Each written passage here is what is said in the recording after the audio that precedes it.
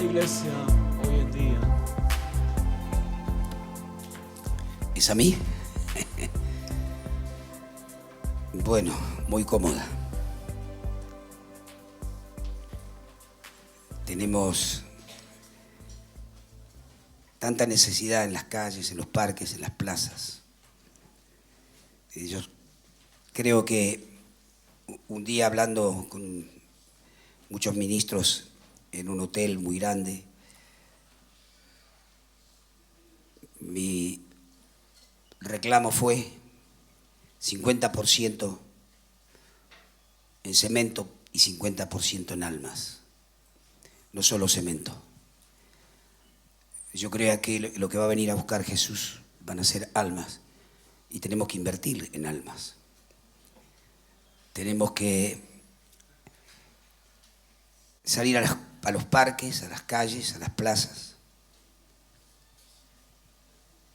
Porque todo, yo creo que todo método, todo sistema humano termina embruteciendo la fe.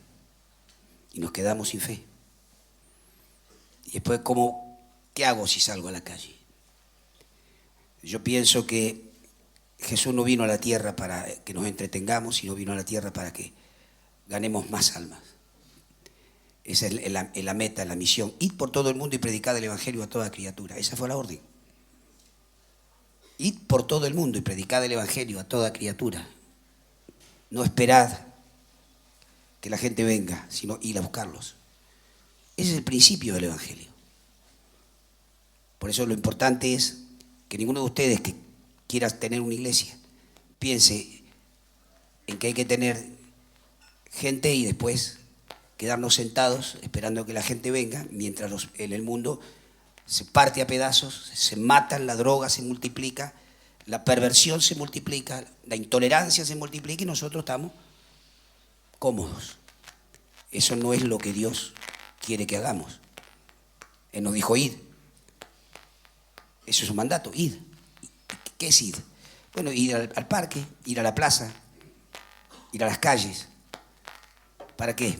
Para predicar el evangelio, para contarle a la gente que usted vaya a una plaza, vaya a Constitución, vaya a cualquier lugar que va a encontrar desolación, miseria, dolor, droga, gente que va caminando por la calle y no sabe ni a dónde va. Para eso está la iglesia, para eso estamos nosotros, para que esa gente sepa que alguien los ama, que no los ha abandonado, que la sociedad le puede dar la espalda, pero Dios no. Entonces ese es el evangelio. Id, Jesús dijo, id por todo el mundo. Ese fue su mandato. Para mí es el más importante. Id por todo el mundo y predicad el evangelio a toda criatura. Es la orden, id. Entonces quiere decir que nosotros somos enviados. ¿Para qué? Para hablarle a otros de lo que nosotros recibimos un día. Que la gente no tenga que esperar, a veces llaman a la oficina o a veces me mandan cartas, ¿cuándo hay campaña? ¿Dónde hay campaña? Y a veces vienen hasta de otros países a las campañas, preguntando a ver qué día hay campaña para venir. Y yo creo que eso no tiene que ser así. La gente tiene que salir a la calle. Yo me recuerdo que hubo un tiempo donde terminábamos una campaña y estábamos a veces en el patio con mi esposa. Ya estábamos, la campaña había terminado, tomando mate, y por allá escuchaba, viva la fe, viva la esperanza, viva el amor. Por allá, al otro lado, a lo lejos, escuchaba decir, Cristo viene ya, Cristo viene pronto, y permanentemente escuchaba, por todos los lugares, alguien estaba gritando con un megáfono, la gloria de Dios. Ibas a la Constitución, en cada andén había un predicador. Los teatros y los cines había cinco vueltas a la manzana de gente esperando para entrar. Bueno, ¿por qué no ahora? ¿Qué pasó? Yo recuerdo que hace no mucho, fue en el 2011, 30 de diciembre del 2011, o 30, faltaba un día. Y yo estaba orando y le decía, Señor, apenas arrojé un vaso de agua en el medio del mar. Había hecho muchas campañas, pero muchas. Pero ante la necesidad, le dije, Dios, apenas arrojé un vaso de agua en el medio del mar. Como diciendo, hasta aquí llegué. Y Dios me habló. Y me dijo, no te detengas. 2011, estoy hablando. Porque era en ese momento era el único ministerio que estábamos en la calle predicando, solos. Me dice, no te detengas. Los cielos aún están abiertos en Argentina. Hay una generación que no vio y tiene que ver. Y ahí arrancamos con fuerza otra vez. Más fuerza todavía. Y hoy tenemos montones de campañas, pero ¿un ministerio puede hacer la diferencia o necesitamos muchos? Estas paredes, podemos gritar, zapatear, gritar acá en las 4 paredes que el vecino no se entera. Cuando salimos a la calle, pegamos 4 gritos y a 10 cuadras nos están escuchando, a 20 cuadras. Y sabe la gente que oramos por los enfermos y vienen. Por eso la importancia es ir. Si nosotros tenemos una iglesia, nuestros jóvenes tienen que salir a predicar al parque, a la plaza. Va a venir Moisés. Si le quieren preguntar a Moisés qué hacía él cuando era jovencito, tomaban con los grupos de jóvenes el tren en Quilmes a Constitución, predicaban en el tren. Volvían de Constitución a Quilmes. A la tarde, Quilmes La Plata, y volvían de La Plata a Quilmes. ¿Qué? Predicando en los trenes. ¿Dónde están los que decían aleluya? ¿Dónde están los que decían gloria a Dios? Ya no nos escuchan en los parques, en las plazas. Por eso la importancia de retomar la visión. Porque la gente que no conoce a Jesús, vemos lo que pasa. Vemos cómo está, agresiva, violenta, desconforme con todo. Hablan mal el idioma, dicen cualquier cosa. Los chicos de 13 años tirados, drogados. Bueno, nuestra tarea ¿cuál es? Tenderle la mano y decirle Jesús te ama. A la iglesia quizás no vengan nunca, pero si nosotros vamos, sí, nos van a escuchar. Ese es el tema. No quedarnos entre las 4 paredes. Hay un mundo que nos está esperando. Y cuando le hablamos de Jesús, por lo menos yo sé que algunos de ustedes lo habrán, pero seguro se le ilumina la cara. Cuando usted le dice a alguien Dios te bendiga, muchos quizás ni te escuchen, pero otros se van a detener y te van a decir gracias, porque lo están necesitando. Una vez yo decía a la iglesia, si todos los cristianos de Argentina, cuando entramos a un lugar, decimos Dios les bendiga, Jesús les bendiga, o cuando salimos, esa bendición puede cambiar una nación en no mucho tiempo. Porque el que la recibe, se la queda. Porque así dice la Biblia. Y si no vuelve, es para nosotros. Por eso mismo, que no podemos callar lo que Dios nos ha enseñado. Él nos dijo, id, no, esperad, id. Si no, vamos a tener que esperar sentados que vengan. Porque Satanás nos va ganando ventaja cada vez más. Así que bueno, ya les tiro el desafío. El evangelio no es esperar, es ir. La iglesia es el cuartel donde preparamos los soldados para mandar a la guerra, a ganar las almas. ¿Y contra quién peleamos? Contra el diablo. ¿Con qué herramientas? Con el Espíritu Santo. ¿Y no van a derrotar? Jamás, nunca. Siempre vamos a salir en victoria. Amén. A ver, pregunta. Levante la mano y se acerca el hermano Josué con el micrófono. Mientras estén pensando, le hago una más. Continuo. De este lado, como no queremos ser, y de este lado, como sí queremos ser, en el trato de la iglesia hacia el evangelista. De este lado, evitemos esto. De este lado, abracemos esa perspectiva.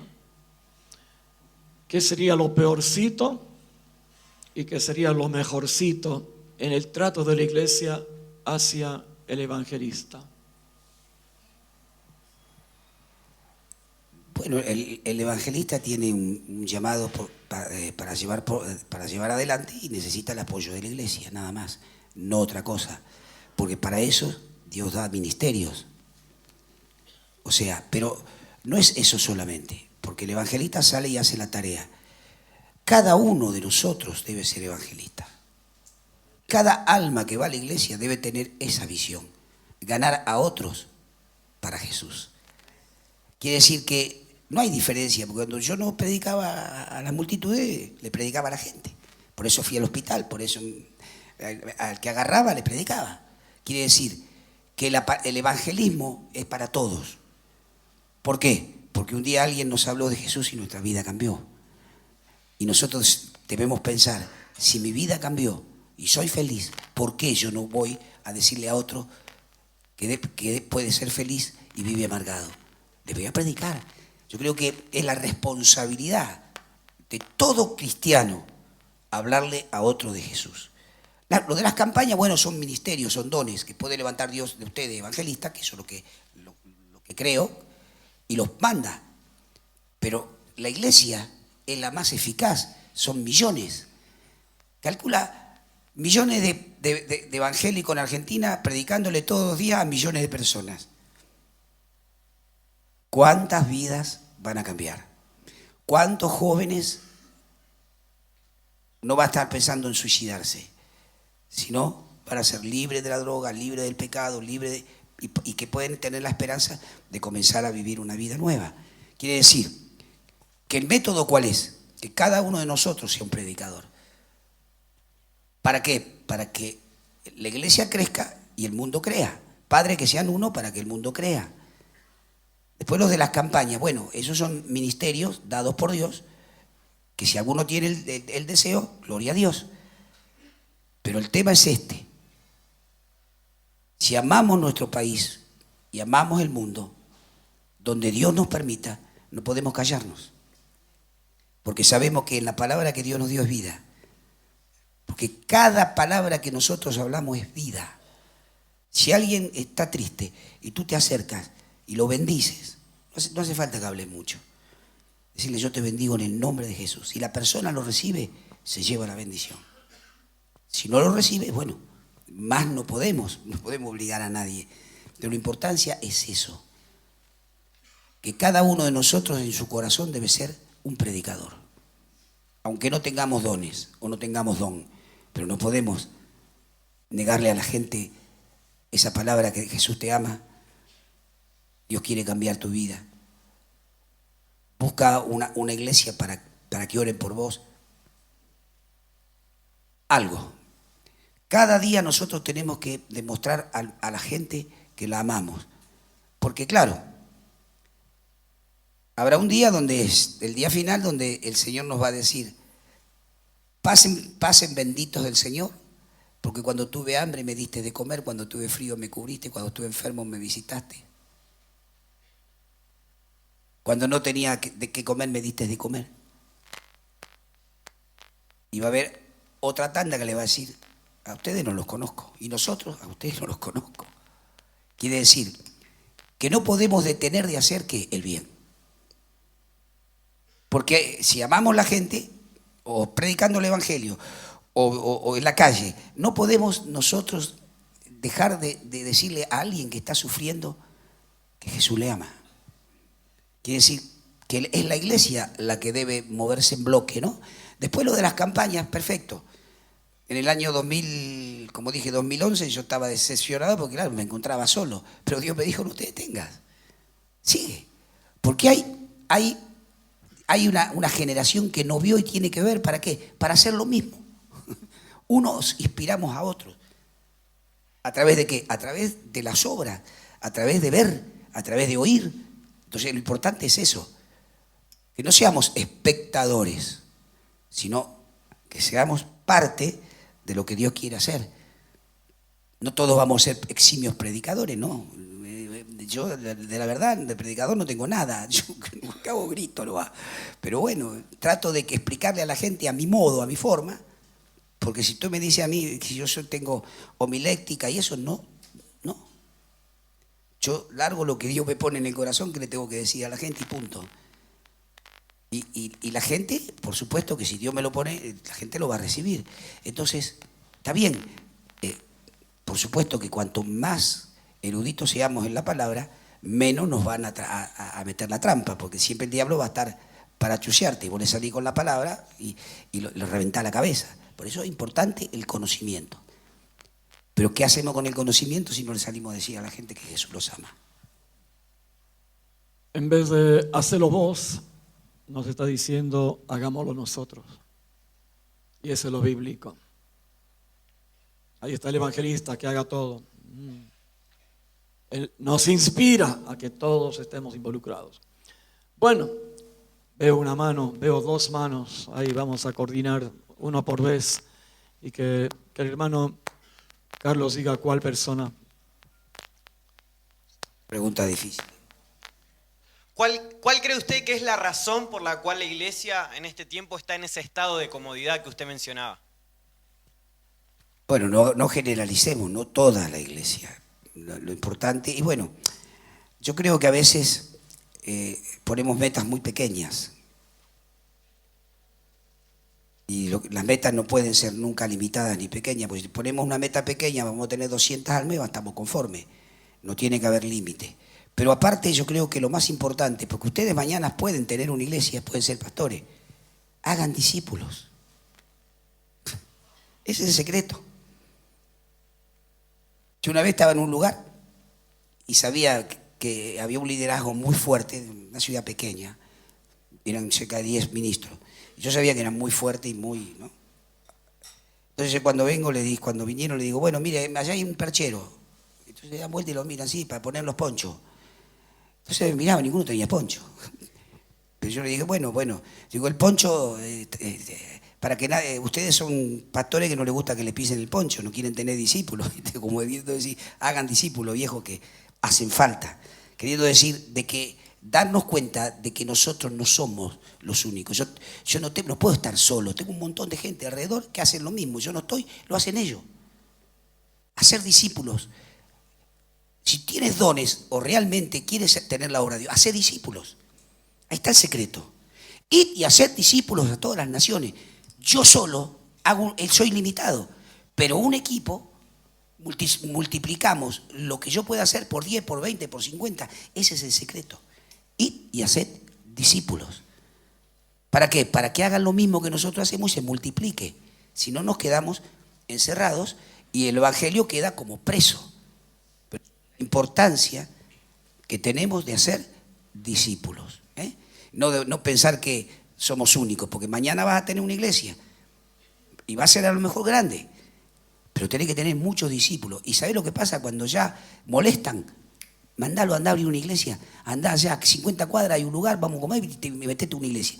Y abran iglesia y llenen Argentina. Mire, ¿sabe cuando me hablan a mí? Me dicen, no, porque se me puso uno a 10 cuadras. Yo digo, mira, querido, ¿sabe lo que digo yo? Una iglesia en cada esquina. Al que le gusta y al que no, no. Una iglesia en cada esquina. Porque la que tenemos que salvar es la gente, no nosotros. Entonces, para salvar a la gente tiene que haber una iglesia en cada esquina.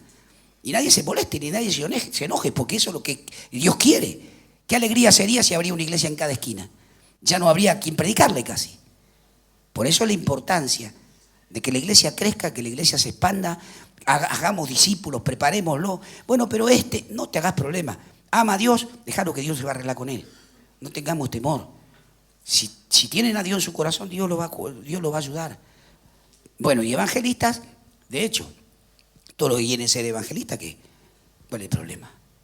Lo que pasa es de que, bueno, va a tener que dejar la familia, va a tener frío, le va a agarrar dolor de garganta, dolor de oído por el viento, pero bueno, si quiere hacerlo, Dios está con los brazos abiertos esperando todos los y las evangelistas que quieran hacer la tarea. No hay límite, todo es permitido para Dios, pero no nos quedemos así, de brazos cruzados, mientras el mundo se despedaza, mientras nuestros jóvenes miren lo que está ocurriendo, no tienen esperanza. Pero alguien le tiene que decir, no todo está perdido, hay un camino de retorno, y somos nosotros, los que conocemos la verdad. Si nos quedamos encerrados, el mundo va a seguir destruyéndose y vamos a mirar la televisión, todo lo que pasa. ¡Wow! Mirá, cuando nosotros podemos evitarlo. ¿De qué manera? Yendo, hablándole de Jesús, como un día Dios nos cambió a nosotros.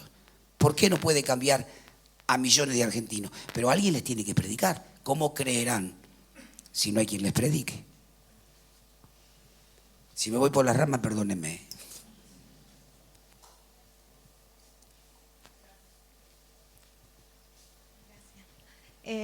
Anoche el pastor Ferreira hablaba sobre el rechazo y también el menosprecio en el ministerio, que era como un anuncio a un crecimiento y a una victoria. ¿Cuál sería ese rechazo y desprecio que usted recuerda en su ministerio que le haya traído grandes victorias? Bueno, cuando yo empecé mi ministerio, la iglesia, claro, yo no me conocía a nadie.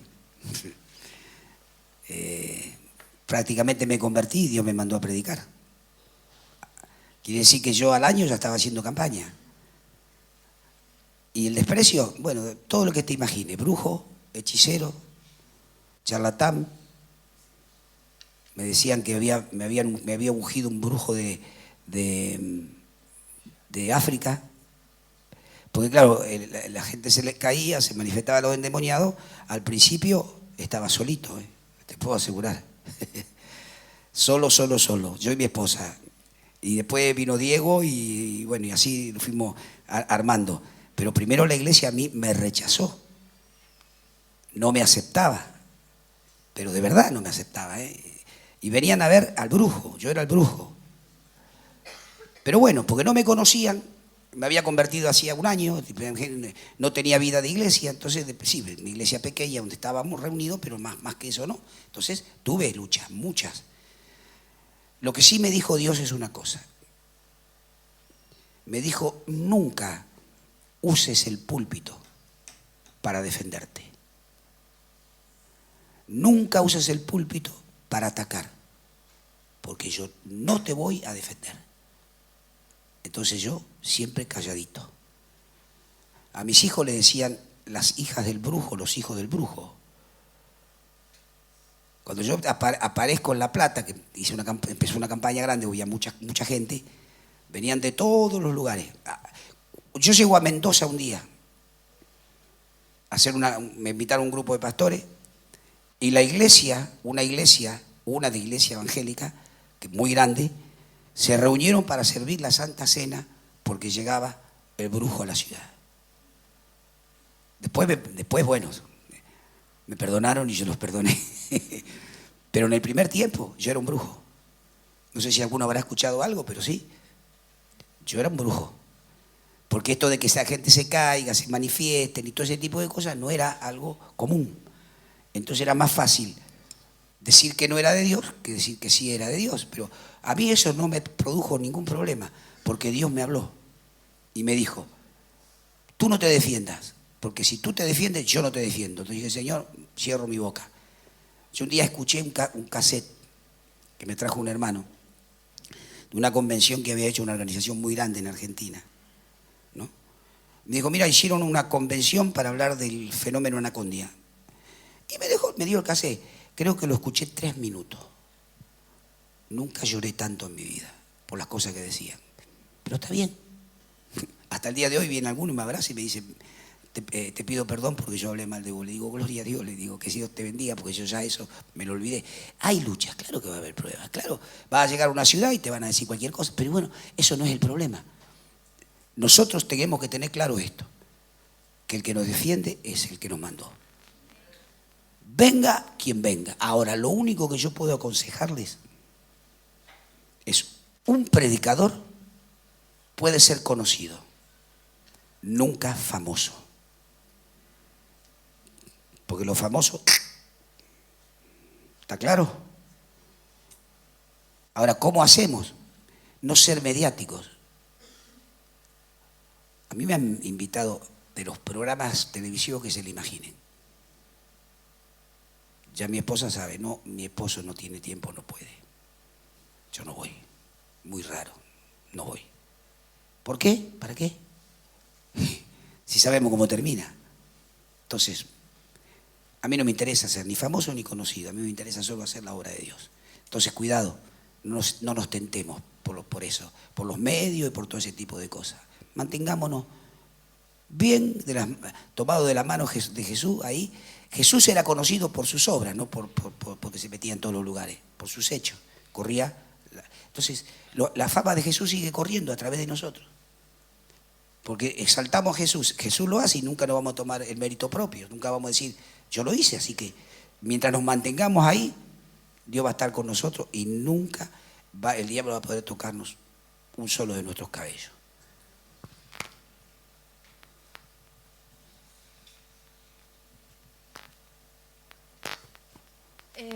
¿En qué momento o situación se dio cuenta que el ministerio de evangelista era como lo suyo o Dios le reveló que era así?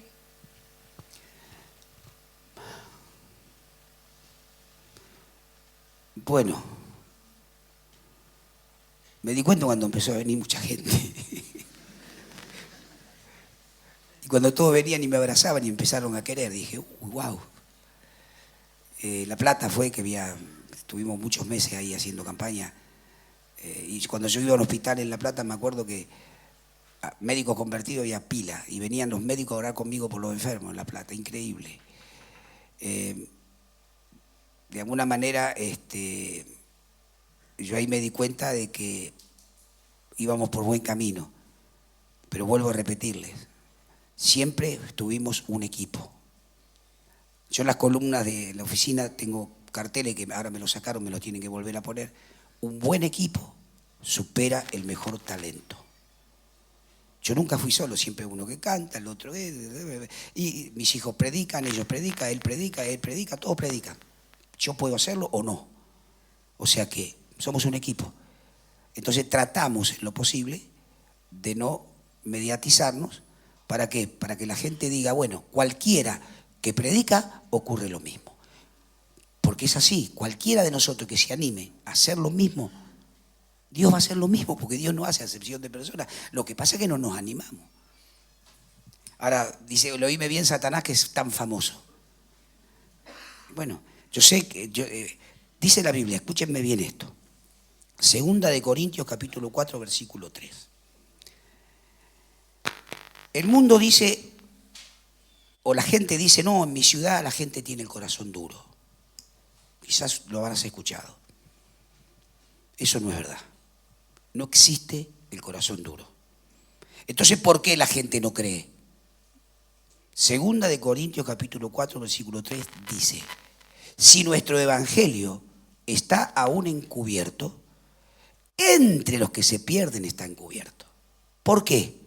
Porque el Dios de este siglo cegó la mente de los incrédulos para que no les resplandezca la luz del evangelio. Entonces, no podemos decir acá la gente tiene el corazón duro, porque nosotros tenemos autoridad. Cuando nosotros nos ponemos a interceder en las tardes, lo que hacemos, Satanás suelta las mentes. Diablo inmundo suelta las mentes que tienes atadas. Reprendemos al diablo para que suelte las mentes, porque si no creen no es porque tengan el corazón duro, tienen la mente cegada, porque el Dios de este siglo cegó la mente de los incrédulos para que no les resplandezca la luz del evangelio. ¿Y cómo hacemos para que la luz resplandezca? Satanás suelta las mentes en el nombre de Jesús, intercediendo, orando, pataleando, gritando. Entonces cuando vamos a predicar, proclamamos y la gente viene. ¿Por qué? Porque sabemos cuál es la causa. Satanás cegó la mente. No es que la gente tenga el corazón duro. Todos tenemos el mismo corazón. Pero Satanás cegó la mente de los incrédulos. Entonces, ¿quién tiene autoridad? Nosotros la tenemos. ¿De qué manera? Orando. Sin lágrimas y sin oración y sin autoridad no vamos a lograr nada. Por eso Jesús nos dijo, os doy potestad de hollar toda fuerza del enemigo y nada os dañará. Muchachos, si hay incredulidad, reprendamos el espíritu. Si hay lo que fuere, reprendamos el espíritu de lo que fuere. Yo cuando me pongo a orar, muchas veces me pasa, espíritu inmundo de San la Muerte, del Gauchito Gil, de lo que fuere, ¡plá! Y cuando pego la reprendida, veo, ¡blim! Y la gente empieza a caer. Esos están atados y son desatados. Esa autoridad la tenemos nosotros, la iglesia, no un hombre, un ministerio. Es Dios que se lo dio a la iglesia. Todos nosotros tenemos la misma autoridad. No existe la superautoridad. Hay quienes la usan y quienes no la usan. Pero si vos la usás, funciona. Bueno, tengo varias preguntas, pero voy a hacer dos particularmente, si pueden responderlas, sería genial. Acerca de la liberación, que Cuando, bueno, he escuchado decir todo espíritu de maldición generacional, acerca de eso quería saber qué piensa usted acerca de la maldición generacional. Y la otra es, ¿qué tan fina es la liberación, la línea, qué tan fina es de la liberación y el ocultismo? Bueno, sí, la maldición generacional existe, porque lo dice la Biblia, ¿no? Yo maldeciré, ¿no? De la tercera y cuarta generación de los que me aborrecen y haré misericordia a millares con los que me aman y guardan mi mandamiento. Hijos de brujos van a tener un premio si no se vuelven a Dios, pero no quiere decir que Dios les cierra la puerta, para nada. Pero sí, yo reprendo a veces espíritu de maldición generacional y algunos se manifiestan. Y bueno, después son libres, porque Dios nos da autoridad para eso también. O sea, las personas, ninguna atadura, Dios no puede no hacerlo, Dios lo hace. Por supuesto que a veces las personas saben, a veces no saben. Lo importante es saber de que existe. ¿Tu otra pregunta cuál era? ¿Qué tan fina es la liberación? La liberación, ¿qué tan fina es con el ocultismo, la línea que lo separa entre la liberación y el ocultismo? Es igual que la droga, igual que el alcohol, igual que todo. La persona tiene que renunciar. En el momento que dice, yo renuncio al hechicero, al brujo, al curandero, al parapsicólogo, a lo que fuere, yo renuncio, automáticamente el espíritu que entró en esa vida queda al descubierto. Ya no tiene sustento para permanecer. Nosotros, con la autoridad que nos ha sido dada, le decimos espíritu inmundo, de lo que fuere, vamos a decir, de brujo o de hechicero, tengo autoridad sobre tu vida, sobre vos, y la persona ha renunciado a tu autoridad sobre su vida. Entonces lo echo fuera y se va, ya está. No es ninguna liberación es complicada, mientras la persona confiese. Cuando la persona no confiesa, lo está protegiendo. Y se manifestará, gritará, pataleará, pero no queda libre. Tiene que la persona decir, primero renuncio o perdono si tiene odio, o renuncia a lo que hizo, puede ser droga, puede ser alcohol, puede ser cualquier cosa. Si renuncia a la autoridad que le dio a ese espíritu queda desprotegido. Entonces, con la autoridad de Dios, cuando nos dice, en mi nombre echarán fuera demonios, Satanás, tú no puedes permanecer en esta vida. Pero primero, la persona tiene que renunciar a la autoridad que le dio al espíritu sobre su vida. Si no, nosotros no podemos hacerlo. Porque Dios no va a quebrar nunca el libre albedrío. Dios respeta tu libre albedrío. Si vos no querés, es muy difícil. Te podrás manifestar, revolcarte, pero hasta que no diga yo renuncio a este espíritu que hay en mi vida o a lo que sea, al pecado que fuere, no podemos nosotros ejercer ninguna autoridad. ¿Por qué? Bueno, muy simple. Porque la persona, como que ese espíritu está protegido. Porque hay mucha gente que les gusta lo que hace. Y si vos querés decir que alguien te dice, mira, mi hijo tiene tal cosa. Bueno, yo quiero hablar con tu hijo y le digo así, mira, vos te drogás, renuncia a la droga. Ah, no quiero. ¿Cómo hago? No puedo quebrar el libre albedrío. Ninguno puede quebrar el libre albedrío de la persona. Pero tiene que decir, yo quiero ser libre. Ahí tenemos autoridad. Ahí tenemos autoridad. Y ahí podemos ejercer la liberación. La última pregunta ahí atrás. Jonathan Sid.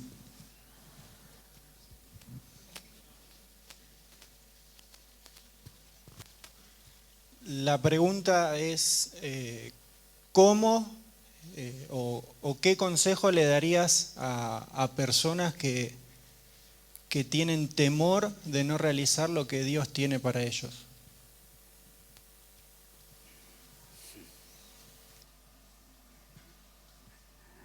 Bueno, renunciar al temor.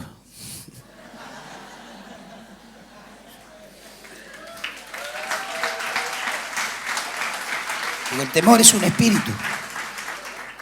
El temor es un espíritu. ¿Cómo? No, ¿qué es? El temor reverente a Dios es otra cosa. Porque vos sentís temor de no hacer la voluntad de Dios, es un temor que no es bueno. Ahora, si vos decís, Señor, yo voy a hacer lo que siento, lo que tú me mandas, yo lo voy a hacer. Ahí estás confirmando lo que Dios te da. Ahora, si vos tenés temor, es negativo. El temor es negativo. Entonces es un espíritu. Tenés que decir, yo renuncio al temor. Temor de no poder hacer la obra de Dios. Yo renuncio a este espíritu.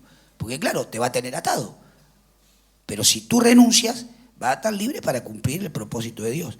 No sé si yo entendí bien, pero la palabra temor en sí mismo es espiritual. El temor es un espíritu. Temor a la vida, temor a la muerte, temor es espíritu. Entonces hay que renunciar a ese espíritu para que el temor no esté más sobre nuestra vida. El temor es algo muy común, ¿no? Que la gente tiene temor a esto, temor al otro. Y él dice que el temor tiene en sí mismo castigo, o sea que estás temiendo y proclamando algo que Dios no quiere, justamente. Entonces vos tenés que resistir. El temor reverente a Dios es otra historia. Señor, ayúdame a cumplir tu propósito en mi vida.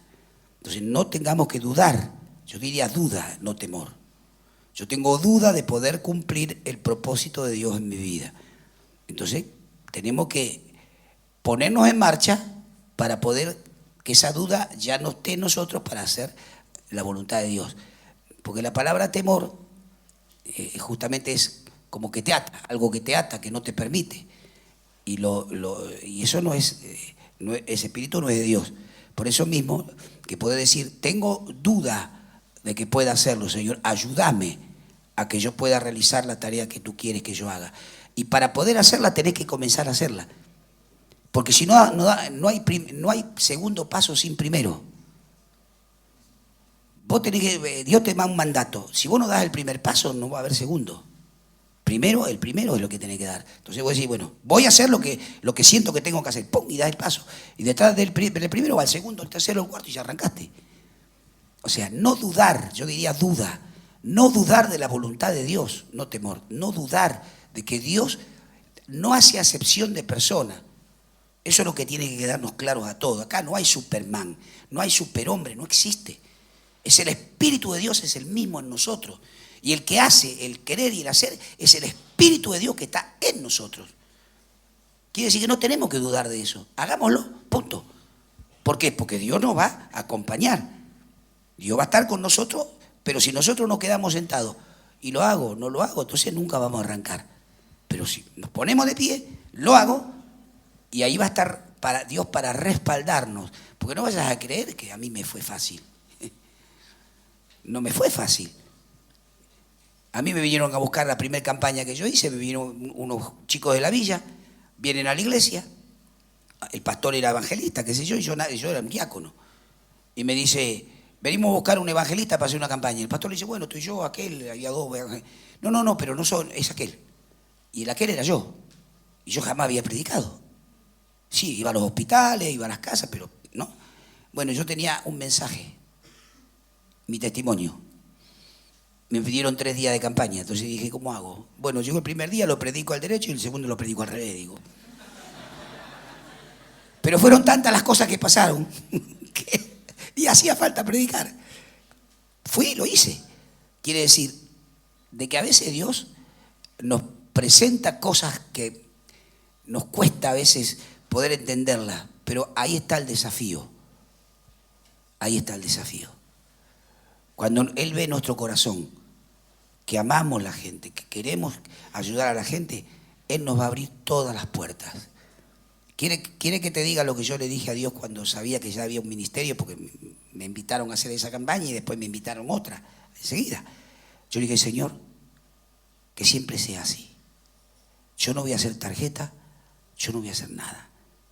Todos los que me vengan a buscar, me los mandas tú. Y hasta el día de hoy así funciona. Si no me vienen a buscar, me quedo piola, no hago nada. Yo no me invento campañas. Entonces me vienen a buscar, me invitan, sé que los manda el Señor. Yo nunca hice tarjetas personales, nunca me promocioné. Yo dije, Señor, el que venga es porque tú lo traes. Y yo les aconsejo que hagan eso, para no equivocarse. Porque a veces nosotros cuando queremos predicar nos apuramos y nos autoinvitamos. No te autoinvites, esperá. Tengan paciencia. Que cuando Dios quiere, Dios te va a... Y cuando te plantees ahí, algo va a pasar, porque es Dios el que te está mandando. No sos vos porque querés predicar. Todo tiene que ser así, dejar que el primer paso lo dé el Señor, el segundo lo damos nosotros.